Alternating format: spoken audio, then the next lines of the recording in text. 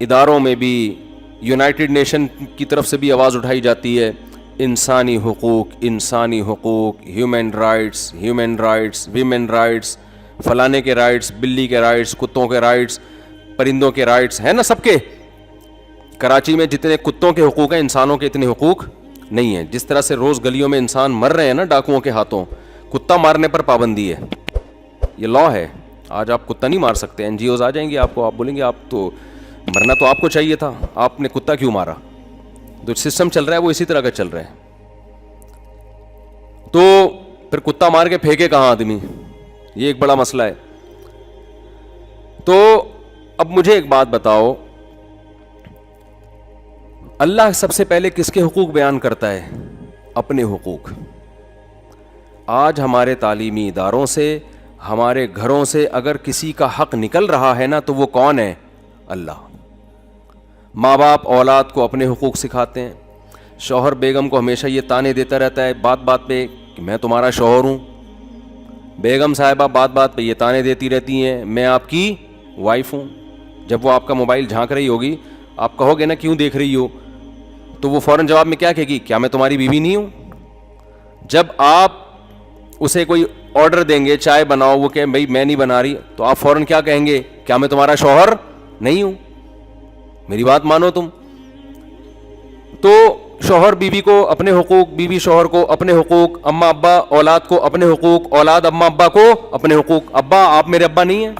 کچھ دن پہلے ایک صاحب ملے، کہنے لگے یار میرے ابا نے تو میرے لیے وراثت ہی نہیں بنائی، میرے ابا نے میرے لیے وراثت ہی نہیں بنائی، جو کمایا کھا لیا کھلا دیا، کچھ نہیں بنایا ابا نے. تو میں نے کہا آپ کے ابا کی وجہ سے آپ پیدا ہو گئے اور آپ کے ابا نے آپ کو چھت دے دی، تحفظ دے دیا اور کھلا پلا کے اتنا بڑا کر دیا، تو ابا کے فی الحال اتنے ہی حقوق ہیں اسلام میں، اس سے زیادہ حقوق وہ باقی غریبیاں ہیں. وراثت بنا دیں، جائیداد بنا دیں، وہ غریبی ہے. غریبی پہ لڑا نہیں جا سکتا. سمجھتے ہو کہ نہیں سمجھتے؟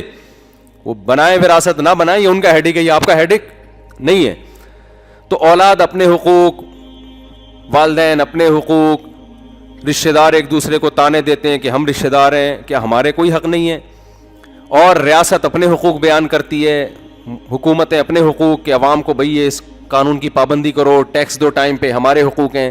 ہم حکومت سے احتجاج کرتے ہیں ہمیں کس کے حقوق دو؟ ہمارے حقوق دو. تو ہر ایک کے حقوق ہیں. ہماری ڈکشنری سے سب سے زیادہ اگر کسی کا حق بھلایا گیا ہے تو وہ کون ہے؟ اللہ. کوئی آپ نے تنظیم دیکھی جو اللہ کے حقوق پر آواز اٹھاتی ہو؟ ہے بھائی؟ بولو نا. کوئی رجسٹرڈ تنظیم ہو جو اللہ کے حق کو زندہ کرنے کی کوشش کر رہی ہو؟ کوئی دیکھی آپ نے؟ یہ تو مولویوں کا کام سمجھا جانے لگا ہے کہ مولانا لوگ آئیں گے، اللہ کچھ سکھا کے چلے جائیں گے، یا تبلیغ جماعت والے آئیں گے، یا کچھ بزرگان دین آئیں گے. تو بھائی یہ مولوی لوگ یا تبلیغی حضرات یا مدرسے والے یا خانقاہ والے اللہ کے حقوق بیان کرتے، اگر صرف اللہ ان کو کھلا رہا ہوتا، خربوزہ اللہ نے ان کے لیے پیدا کیا ہوتا، آم ناشپاتی اللہ نے ان کے لیے پیدا کیے ہوتے، اللہ نے جو ہے اولاد کی نعمت صرف ان کو دی ہوتی، اور اللہ آسمان سے بارشیں صرف مولویوں کے لیے برساتا، صرف تبلیغ میں رائیونڈ میں بارش ہوتی، باقی کہیں بھی دنیا میں بارش نہیں ہوتی، اور زمین سے جو مختلف قسم کی نباتات پیدا ہو رہی ہیں یہ صرف مولویوں کے لیے ہوتی، اور جو گوشت مچھلی اور انڈے منڈے جو ہم کھائے جا رہے ہیں پتہ نہیں کتنی بیسیوں قسم کی نعمتیں جو انسان کھا رہا ہے.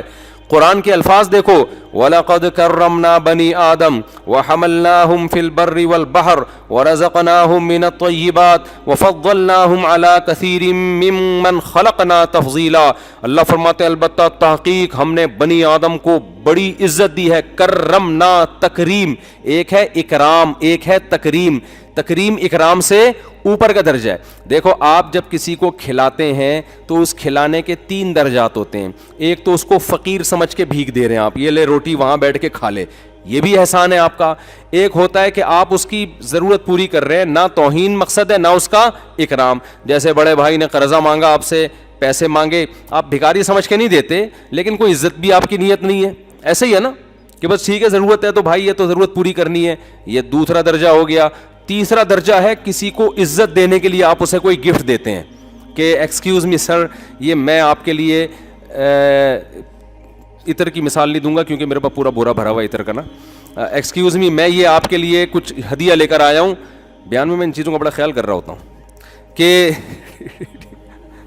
کہ یہ میں آپ کے لیے گفٹ لے کر آ جاؤں. کوئی عطر کے علاوہ کوئی مثال ہی ذہن میں نہیں آ رہی. چلیں عطر ہی فرض کر لیتے ہیں. فرض کرنے پر تو چاند سے جب آ سکتا ہے بندہ, تو عطر کی مثال کیوں فرض نہیں کی جا سکتی کہ یہ میں آپ کے لیے اگر آپ قبول کر لیں گے تو آپ کی نوازش. اگلا قبول کرتا ہے, شکریہ آپ اس کا ادا کر رہے ہوتے ہیں کہ بڑی نوازش جی, آپ نے ہمارا یہ گفٹ قبول کر لیا. اس کو کیا کہتے ہیں کہ آپ اس پر احسان بھی کر رہے ہو لیکن اکرام کر رہے ہو, عزت دے رہے ہو, رسپیکٹ کر رہے ہو اس کی. جب کسی کی دعوت کی جاتی ہے تو اس میں اس کو عزت دی جاتی ہے نا.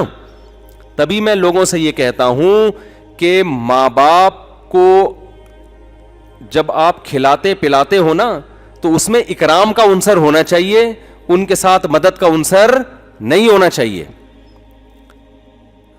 اکثر میں نے اپنے ایک واقعہ بیان کیا ہے کہ جب میں نیا نیا یہاں نارتھ کراچی میں آیا امامت کے لیے, تو ایک صاحب ہر جمعرات کو میرے لیے کوفتوں کا سالن لے کے آتے تھے. اب واقعہ پرانا ہو گیا, ان کو نہیں پتہ چلے گا کہ ان کی بات ہو رہی ہے. کوفتے کا سالن وہ بڑا لذیذ سالن ہوتا تھا, ہم بھی بن لیتے تھے اس کو, اور اتنا ہوتا تھا سارے گھر والے بیٹھ کے کھاتے تھے ہر جمعرات کو. ایک دن میں نے ویسے ہی ان سے پوچھا, میں نے کہا حضرت یہ آپ لاتے ہیں ماشاءاللہ, آپ کی محبت ہے, قدر کرتا ہوں, تو مجھے وہ جمعرات سے خطرہ ہوا ہے کہ کہیں ایسے نہیں مردے کے ثواب وباب کے لیے تو نہیں پہنچا رہے کہیں یہ. تو میں نے کہا کہیں ایسا تو نہیں آپ کے والد مرحوم کا بھی چند ماہ پہلے انتقال ہوا تھا, تو ان کے ثواب کے لیے تو نہیں؟ انہوں نے کہا ہاں, وہ ان کو ثواب پہنچانے کے لیے. تو میں نے کہا یار یہ اکرام ہوا, اکرام تو نہ ہوا نا یہ. میں نے کہا یہ غریبوں کو کھلائیں بھائی, ہم تو اللہ کا دیا, ہمارے پاس سب کچھ ہے الحمدللہ, یہ آپ غریبوں کو کھلائیں, آئندہ سے ہمارے گھر یہ نہ لے کر آئیں. پھر میں نے مثال دی, میں نے کہا دیکھیں آپ نے اپنے ابا کی دعوت کی, کوفتے پکا کے ان کو کھلائے, ابا بڑے مزے سے کھا رہے ہیں, تو ابا کہیں گے آج میرے بیٹے نے تھوڑا میری دعوت کی ہے, خیال کیا ہے. ابا آپ سے پوچھنے لگے بیٹا تو نے کیوں کھلایا؟ کہنے ابا میں نے اپنے ماموں کے اصحال ثواب کے لیے آپ کو کھلایا, ان کا انتقال ہوا تھا تو کوئی مل نہیں رہا تھا, میں نے کہا چلو آپ کو کھلا کے ان کو. تو ابا کو توہین محسوس ہوگی کہ نہیں ہوگی؟ ابا کہیں گے مجھے اس لیے کھلا کہ میں ابا ہوں, اس لیے نہیں کھلا کہ تیری نانی مر گئی ہے, تیرے چاچا مر گئے ہیں. تو کچھ کھانے توہین والے ہوتے ہیں, کچھ کھانے کون سے ہوتے ہیں؟ اکرام والے ہوتے ہیں, جس سے آپ سامنے والے کو عزت دے رہے ہیں. دعوت کا جو کھانا ہے اس میں آپ سامنے والے کو عزت دے رہے ہیں, وہ قبول کرتا ہے تو آپ اس کا شکریہ ادا کرتے ہیں. آپ ولیمے میں کسی کو بلاتے ہیں تو اس کا شکریہ, آپ کا بہت بہت شکریہ, آپ تشریف لائے, حالانکہ وہ پھوڑ پھاڑ کے جا رہا ہوتا ہے وہاں پہ بیڑا غرق کر کے جا رہا ہوتا ہے, لیکن الٹا آپ اس کا شکریہ ادا کر رہے ہیں. تو قرآن کیا کہتا ہے؟ وَلَقَدْ كَرَّمْنَا بَنِي آدم, ہم نے بنی آدم کو جو خرچ کیا نا, بنی آدم کو جو دیا, ہیں تو یہ سارے ہمارے فقیر. أَنْتُمُ الْفُقَرَاءُ إِلَى اللَّهِ, کوئی عام فقیر جو پھٹے پرانے کپڑوں میں آتا ہے وہ ہمارے سامنے ایسا فقیر نہیں ہوتا جیسے ہم اللہ کے فقیر ہیں. ایک ایک نعمت میں اس کے ایسے محتاج ہے کہ ذرا سی نظر ہٹا دے تو ہمارا بیڑا غرق ہو جائے, اتنے فقیر ہیں. لیکن اس کے باوجود قرآن میں اللہ کیا کہتا ہے؟ میں نے بنی آدم کو جو نعمتیں دی ہیں وہ گویا میں اس کو عزت دے کے یہ نعمتیں دے رہا ہوں, ایسے نہیں بھکاریوں کی طرح پھینک رہا میں. وَلَقَدْ كَرَّمْنَا, لقد لام تاکید کے لیے, قد تاکید کے لیے, البتہ تحقیق ضرور بالضرور, اکرمنا نہیں کرمنا. تکریم اور اکرام میں فرق علماء سمجھتے ہیں. بہت رسپیکٹ دی ہے ہم نے انسان کو, بڑی عزت دی ہے ہم نے انسان کو. وَحَمَلْنَاهُمْ فِي الْبَرِّ وَالْبَحْرِ, اے اللہ کیسے تو نے ہمیں عزت دے دی, کیا کیا بھائی؟ اللہ کہتے ہیں تم واحد مخلوق ہو جس کو میں نے سمندر پہ بھی سوار کیا, جس کو میں نے خشکی پہ بھی سوار کیا. سمندر بھی تمہارے تابع بنا دیا اور خشکی بھی تمہارے تابع, پوری روئے زمین کو مسخر کر دیا تمہارے لیے. وَرَزَقْنَاهُم مِّنَ الطَّيِّبَاتِ, اور ہم نے جو تمہارا رزق متعین کیا وہ پاکیزہ چیزیں ہیں, پاکیزہ. جانور چھیچڑے کھا رہے ہوتے ہیں, مردار کھا رہے ہوتے ہیں, اور ایک ہی قسم کی غذا ساری زندگی کھاتے رہتے ہیں. انسان کی خوراک کتنی زبردست, چھلکا جانوروں کو کھلاتا ہے, اندر کا جو مغز ہے, گودا ہے, وہ خود کھاتا ہے بیٹھ کے. تبھی ہمارے حضرت کہتے تھے سیب کا چھلکا اتار کے کھایا کرو. ایک ڈاکٹر نے کہا, چھلکے حضرت نے اتارے سیب کے, تو ڈاکٹر نے کہا اصل وٹامن تو اس میں ہے. حضرت فرمایا یہ آپ کے لیے, یہ وٹامن کون کھائے گا؟ یہ آپ کھائیں, ہم سیب کھائیں گے اندر کا. تو بادام کا اوپر کا چھلکا ہم نکال کے بکریوں کو کھلا دیں گے اور اندر کا مغز ہم کھائیں گے. کیلے کا چھلکا کون کھائے گا؟ بکری, جس میں ذائقہ نہیں ہے. اندر کا مغز کون کھائے گا؟ ہم کھائیں گے. کینو کے چھلکا اتار کے ہم بکریوں کو کھلائیں گے اور اندر کا جو رس بھرا, جو اس کا ایک ذائقے والا عنصر ہے, وہ کون کھائے گا؟ وہ ہم کھائیں گے. تو اللہ کہتے ہیں میں نے اس کو بڑی عزت دی, طیبات, پاکیزہ چیزیں. پھر ویرائٹیز کتنی دی ہیں, مین الطیبات کا مطلب بہت ساری قسموں کی روزی دی ہم نے اس کو. شیر ساری زندگی گوشت ہی کھاتا رہتا ہے, وہ کچا گوشت. بکریاں ساری زندگی گھاس اور کچھ پتے پتے کھلا دیں بس.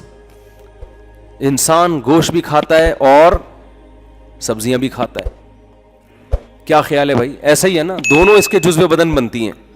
اور پھر سبزیوں کی کتنی قسمیں, لوبیا, دالیں, پالک اور میتھی.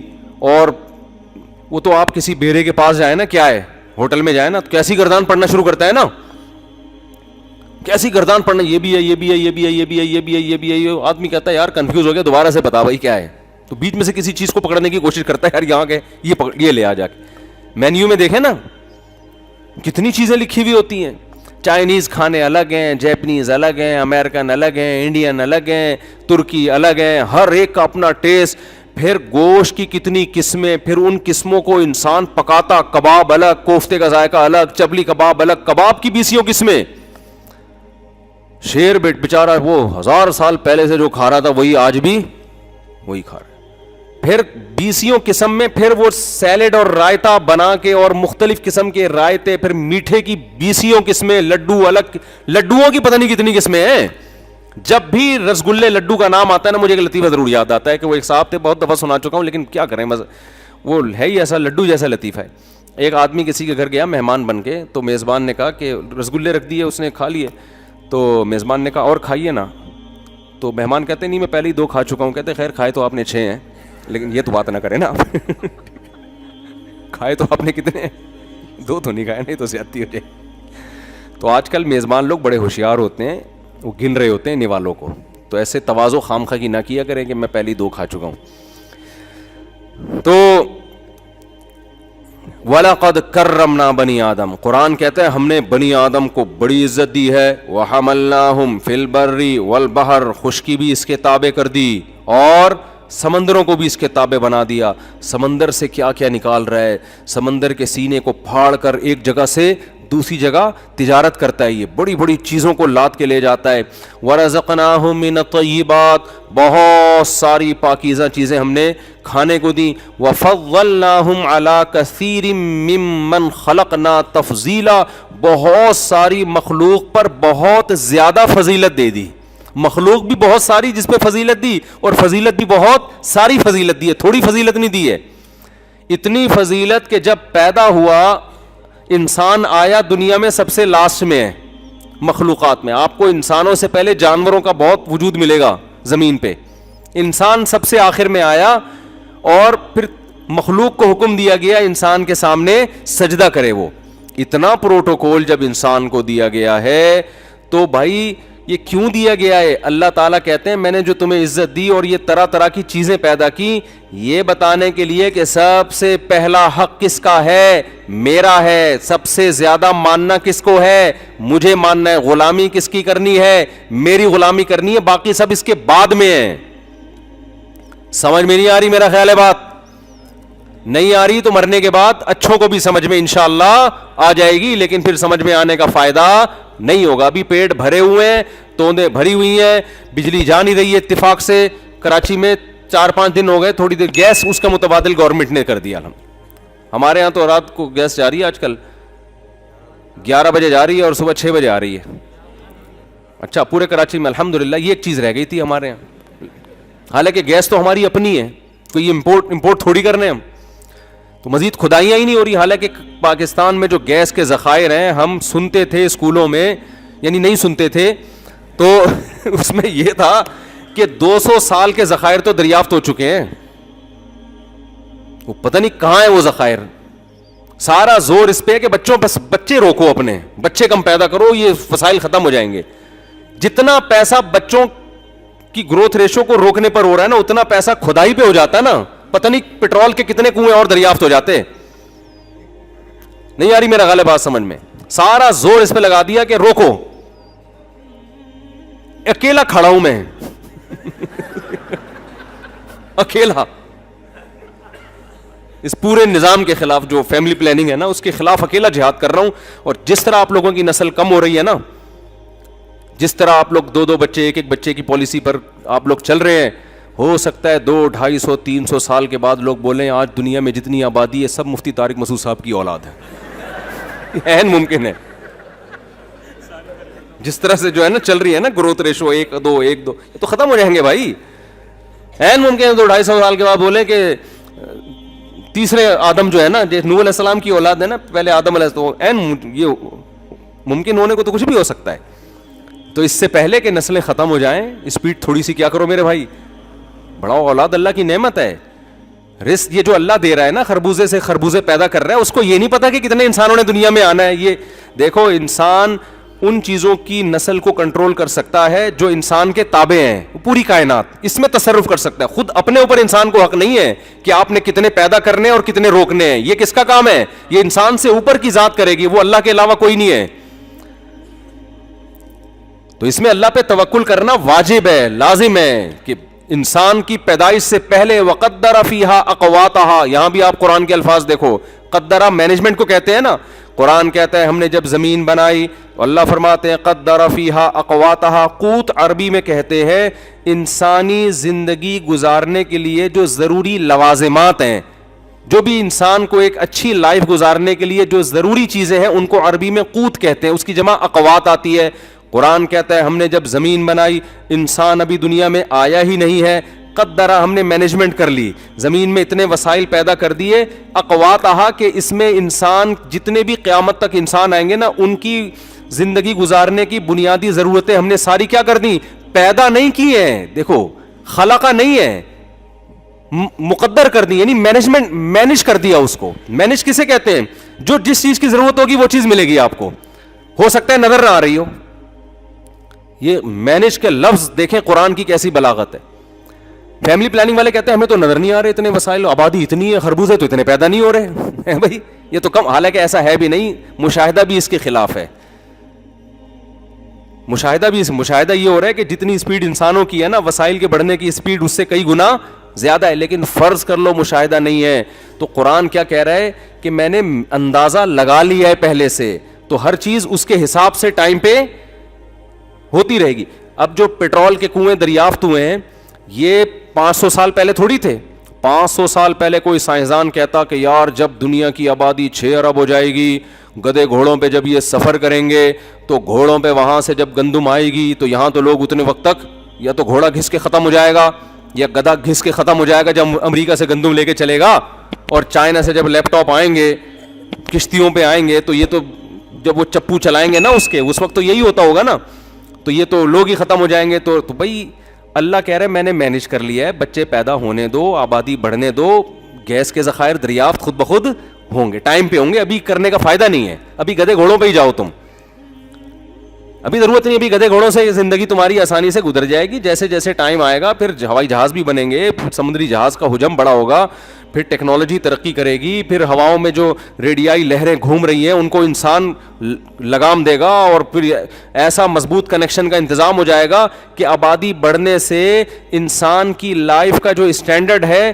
کمتر ہونے کے بجائے پہلے سے کئی گنا زیادہ بہتر ہو جائے گا. سمجھتے ہو گے نہیں سمجھتے؟ بالکل. اور آسان مثال, آپ نے دیکھا کہ ایک عورت کے بچہ پیدا ہوا, وہ بچے کو چھاتی سے لگا کے دودھ پلا رہی ہے. اب ایک عورت نے دیکھا کہ یار اس کی تو چھاتی میں دودھ ہے, اس کے تو بچہ ہے, تو میں تو پیدا نہیں کر سکتی کیونکہ میری چھاتی میں تو دودھ ہے ہی نہیں. یہی ہے نا. فیملی پلاننگ والے آئے, بولے بھائی اس کی تو چونکہ چھاتی میں دودھ ہے تو وہ تو بچہ پال سکتی ہے, تمہاری تو چھاتیوں میں دودھ ہی نہیں ہے, تم کہاں سے پالو گی؟ لہذا جو زمینی حقائق ہیں, گراؤنڈ ریئلٹی ہے, وہ یہ کہتی ہے کہ تمہیں بچہ پیدا نہیں کرنا چاہیے. قدرت کہے گی بھائی پیدا تو کرو نا, پیدا پہلے ہوگا, چھاتیوں میں دودھ بعد میں آئے گا, پہلے سے نہیں میں بتاؤں گا کہ کہاں کیا کچھ پڑا ہوا ہے. تو باپ یہ کہتا ہے میری تنخواہ اتنے 1000 روپے ہے, اس میں 2 بچے نہیں پال سکتا, تیسرا کیسے پیدا کروں گا؟ اللہ کہ پیدا تو پہلے کرے گا, پیسے میں بعد میں دوں گا تجھے.